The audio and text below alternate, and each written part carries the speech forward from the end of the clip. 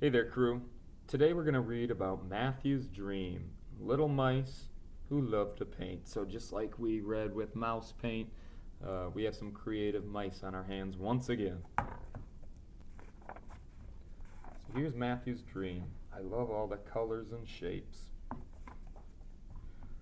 A couple of mice lived in a dusty attic with their only child. His name was Matthew. In one corner of the attic, draped with cobwebs, were piles of newspapers, books, and magazines, an old broken lamp, and the sad remains of a doll. That was Matthew's corner.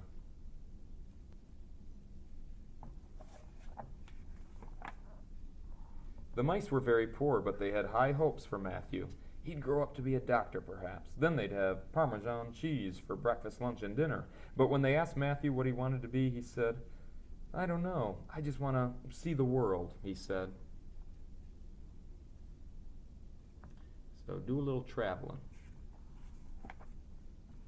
One day, Matthew and his classmates were taken to the museum. It was the first time they'd gone. I love museums.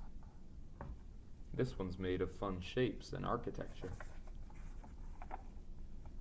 They were amazed at what they saw. There was a huge portrait of King Mouse IV, dressed like a general, and next to it was a picture of cheese that made Matthew drool. There were winged mice that floated through the air, and mice with horns and bushy tails, and mountains and rushing streams, and branches bowing in the wind. The world is all here, thought Matthew. You can see it all at a museum. Entranced, Matthew wandered from room to room, gazing at the paintings. There were some that he didn't understand at first. One looked like crusts of pastry, but when he looked more carefully, a mouse emerged. Very abstract.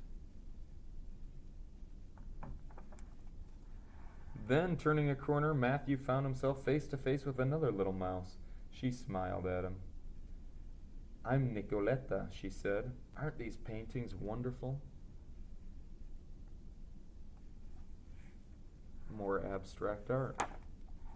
That night, Matthew had a strange dream. He dreamed that he and Nicoletta were walking hand in hand in an immense, fantastic painting. He was dreaming about art. We have the primary colors, red, blue, yellow, little black. What mixed together to get that green? The yellow and the blue mixed to get the green. Amazing. As they walked, playful patches of color shifted under their feet, and all around them, suns and moons moved gently to the sound of distant music. Matthew had never been so happy. He embraced Nicoletta in a hug and said, "Let's stay here forever." That'd be pretty fun to live inside a painting.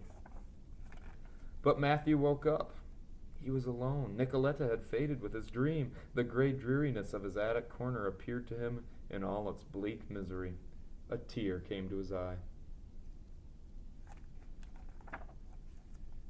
But then, as if by magic, what Matthew saw began to change. The shapes hugged each other, and the pale colors of the messy junk heap brightened.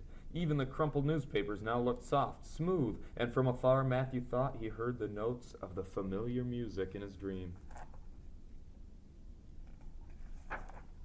He ran to his parents' corner. "I know," he said. "Now I know. I want to be a painter," he said. That's what he wants to be when he grows up. Matthew did become a painter. He worked hard and painted large canvases filled with the shapes and colors of joy.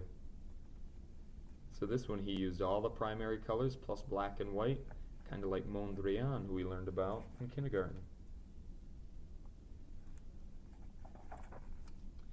Then he married Nicoletta, and in time he became famous, and mice from all over the world came to see and buy his amazing paintings. Good work, Matthew.